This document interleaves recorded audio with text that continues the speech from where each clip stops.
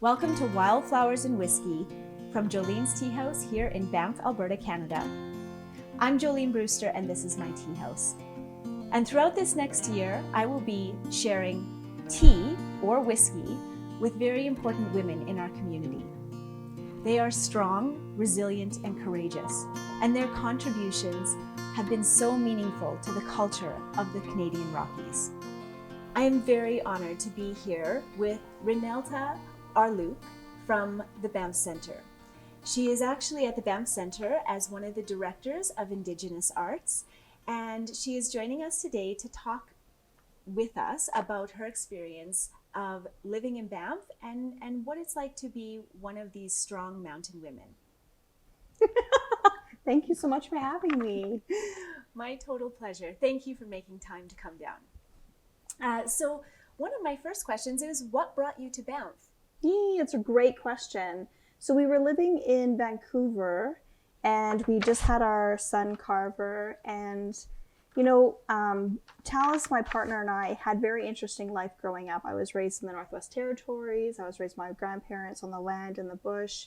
And Talis was, his parents founded the Caravan Stage Company, which is like this amazing, actually, theater company that would travel by horse and wagon, by Clydesdales and wagons doing theater. And then they built a ship, and then they tour. They still tour. His parents in their 70s, and they tour theater on a ship.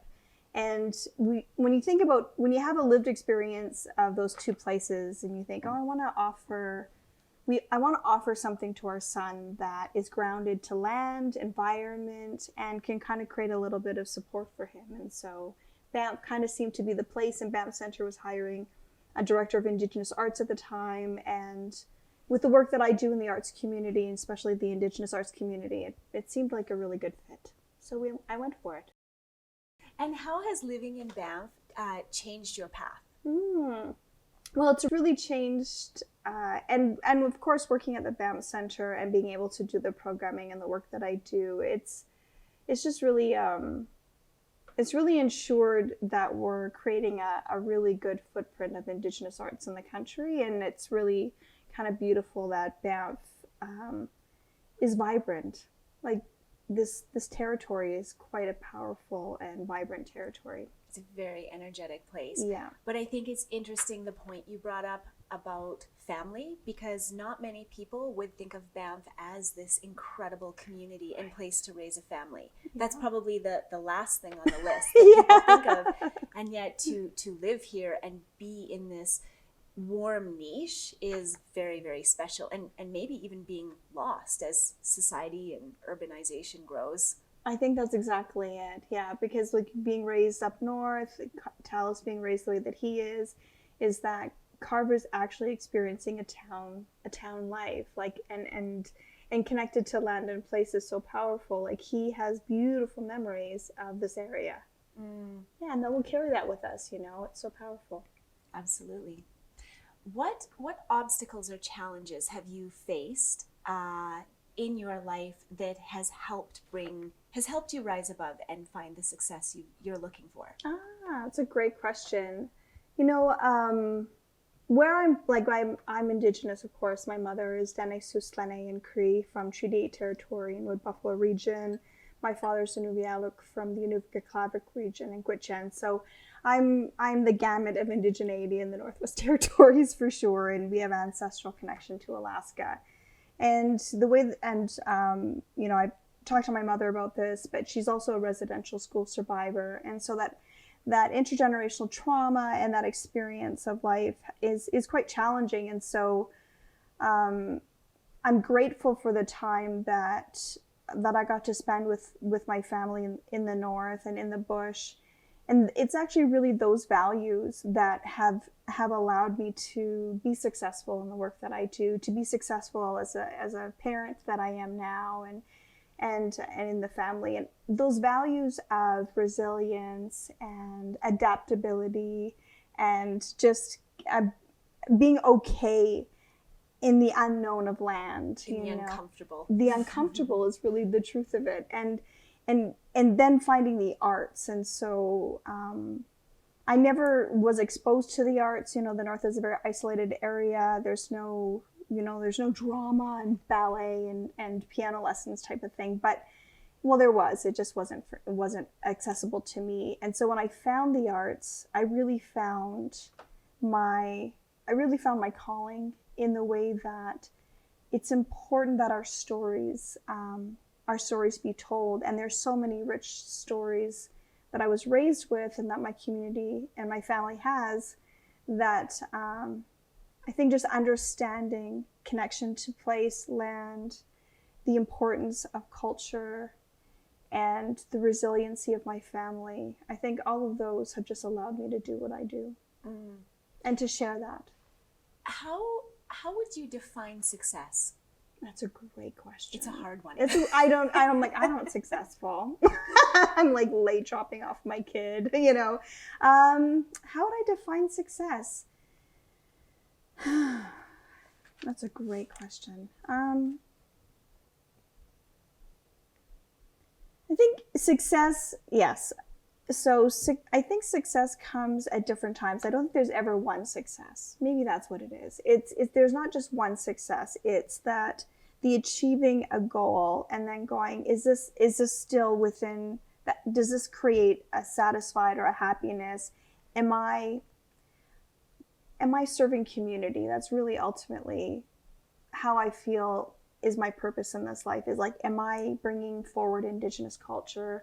Am I bringing forward Indigenous voice? Am I creating space for my son to be who he needs to be? Am I creating space in my home for people to feel welcome?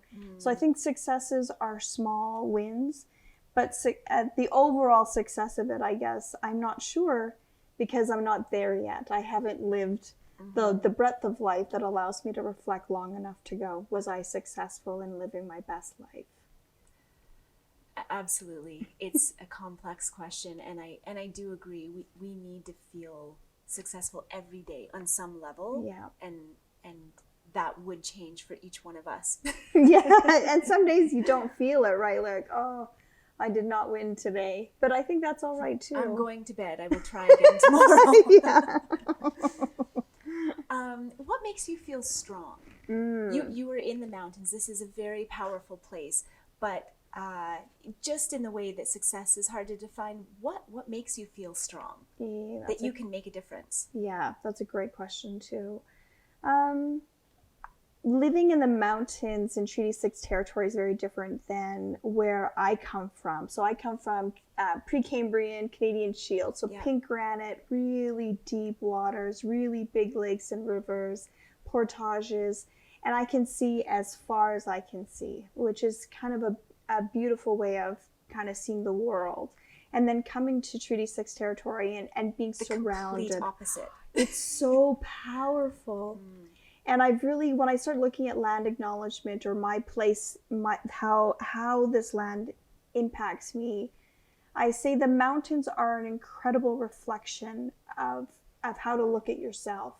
Because you can't run, right? Your energy goes slam into a mountain and it's like, and right back at you. And so I think it takes a lot of strength to be in this land, because you're constantly facing yourself in some way. And that vulnerability. So I think what makes us strong, or what makes me strong, is allowing myself to feel vulnerable in facing myself, because the mountains are just an incredible mirror. What would be your advice to give to other young women facing challenges? How would you encourage them to achieve their dreams, to go after it, to rise above what they're facing? Yeah, that's that's so important. And primarily the work is carving that path out, right? And making other people's journey a little bit easier than your own. When you're a path maker, that's kind of the goal, is that you want to leave a good trail for someone. And so when I think about making space, I always say I'm making space for Indigenous voice, and that's a huge priority. So when we're thinking about young women, there's so many opportunities of generosity that we offer society. That is an incredible leadership quality, to recognize our goal is to make space. Yeah, it is. And to forge that path that other people can follow. Yeah, looking at it from like a young woman's perspective, like just going back into that generosity, it's like there's something inherently generous about women, that we are strong community members, we're strong community makers. You know, we're generous with, you know, we have children, we're generous with our bodies, we're generous with, you know, with the conflicts that children like to put on us, you know, like to pull our hair or just antagonize us with their words. They're testing out their confidence using us as that board. And that's such a powerful gift that we're given as mothers and as parents. And so how can we do that in a way in community that kind of offers that to young women? And it's about using your voice in a way that allows them to use their voice louder. I think that would be... I love that. Yeah. So what is your definition of a strong woman? Oh, that's so good. To me, it's vulnerability. And I think it's because of an artist, because I come from that artist place, that vulnerability is strength. And we're taught that vulnerability is a weakness, and I really, really disagree with that. Vulnerability allows us to kind of use our senses at our highest peak. When you feel vulnerable, all of a sudden you're very present, and you're very aware of everything.